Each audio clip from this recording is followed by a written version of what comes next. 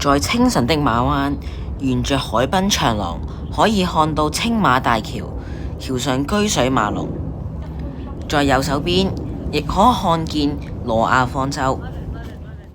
這是一道鐵閘，上面有個時鐘，像是荒廢了很久。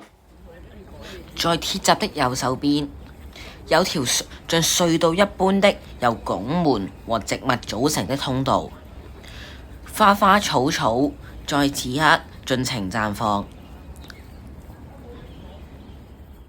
在通道的盡頭有片漂亮的湖泊，在後邊茂密的叢林裡有隻活靈活現的狼。在美麗的湖泊後面，修建了一座被茂密的樹林圍繞住的棧道。